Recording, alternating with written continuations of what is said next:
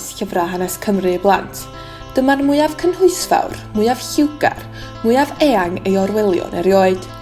224 tudalen, lliw llawn drwyddo, gyda'r hanesydd Elin Jones yn ein tywys o gyfnod y cromlechi hyd at y Senedd.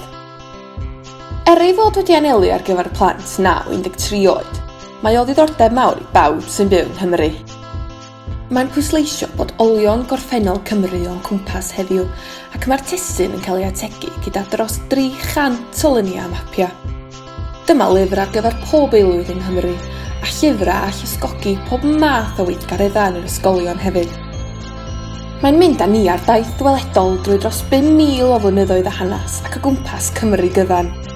Oes, mae darnau o hanes mewn amgueddfeydd a llyfrgelloedd, ond mae nhw yma yn cwmpas ni hefyd, bob dydd, mewn hen lyniau, enwau lleoedd, ar fapia, ac mewn olion hen adeiladau ar lechwedd mynydd neu lan môr. Pam fod glyndwr mor bwysig i Cymru? Pa un yw'r prif ddinas ieuengaf yn Ewrop?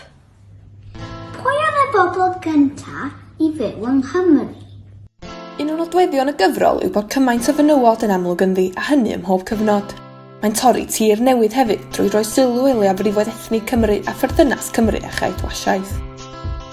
Yr hyn sy'n wych am y gyfrol yma ydy bod yn mynd â ni ar daith drwy wahanol gyfnodau hanesyddol Cymru, ond ar yr un pryd yn gwneud i'r darllenydd sylweddoli ei fod yn byw mewn cyfnod hanesyddol ei hun. Mae'r wal goch wedi bod yn symbol mor bwerus ac unigryw i Gymru dros y blynyddoedd dwytha, a phenderfynydd unol Cymru ddoe y heddiw ar y clawr, yn cynrychioli Cymru a'i hanes a'i dyfodol.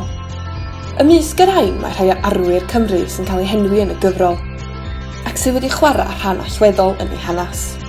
Owain Glyndŵr, William Morgan, Lloyd George, Betty Cadwaladr, Gwenllian ferch Gruffydd, Elizabeth Campbell, yn ogystal â'r Gymru amrywiol sydd ohoni heddiw. Ac yn union fel sydd i weld mewn cynulleidfaoedd adeg yma rhyngwladol pêl-droed y rygbi, ceir fflagiau efo enwau trefi a thema lleol. Ac yn y wal goch yma mae'r fflagiau yn nodi ardaloedd, mudiadau ac ymgyrchoedd arwyddocaol o fewn hanes Cymru.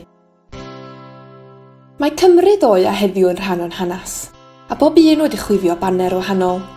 Tywyshogion Gwynedd, fflag goch Merthyr, siarter y bobl, pleidlais i fenywod, mae bywydau dyn cyfri. Felly cwestiwn mawr y gyfrol ydy lle ma'ch lle chi yn y wal goch, a pha faner fyddwch chi'n ei dewis? Elin Jones ydy'r artist. Mae hi'n darlunydd llawrydd wedi lleoli rhwng ei 2 gartre yng Nghaerdydd ac Aberfal yng Nghernyw. Mae ei gwaith yn aml yn cael ei ysbrydoli gan fyd natur, tirweddau, straeon a thraddodiadau gwerin, yn enwedig o Gymru a Chernyw.